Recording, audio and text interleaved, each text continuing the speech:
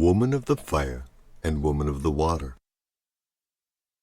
There were two kupua women living in Hilo on the island of Hawaii. Hineikiahi, Woman of the Fire, was the elder, and Hinaikawai, Woman of the Water, was her younger sister. To the elder belonged the power to work magic with fire, to the younger, similar powers with water. Each was given her portion of land and retainers by her mother, Hina. Once, famine came, and there was great lamentation among the people because of hunger, and many infants died because their mothers could not provide them with milk.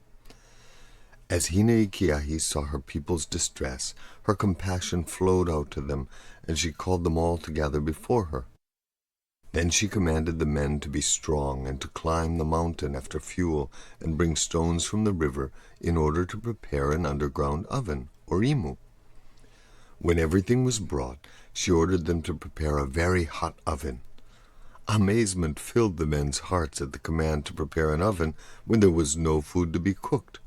But out of love for their chiefess, they did it all without a murmur. When the oven was ready, Hineikiahi circled it, saying as she did so, "Here are sweet potatoes, here taro, here yam, dog, pork, fish, the tender shoots of young fern, and here chicken." Then she walked into the center of the oven and called to her retainers to cover her with earth. The men wailed, "No, no!" Hineikiahi spoke thus, "O my people, do not weep, but cover me over with earth, and I will go to our divine ancestors that you may have life. Watch, and on the third day you will see a cloud directly over this oven in the form of a woman with a radiant face. Then remove the earth. Now cover me." With great reluctance, the men did as their beloved chiefess commanded them. On the third day, a cloud in the shape of a woman appeared directly over the oven, and immediately the men uncovered it. There was no body lying there, but the foods she had enumerated were there, yam, taro, fish, and all the rest.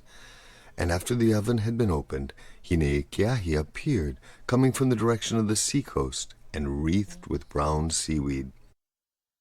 In haste the food was served, and all were seated at the feast, while Hineikiahi related the story of visiting her divine ancestors, who had shown their love for her by providing this feast. After the ancestors had filled the imu, she had bathed in the ocean with Hina-opu Halako'a, the woman of the coral, who was one of the wives of the god Ku.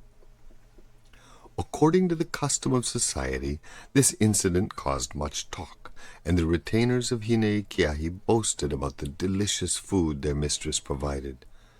The followers of Hinaikawai therefore complained to her, reporting what they had heard from her sister's retainers.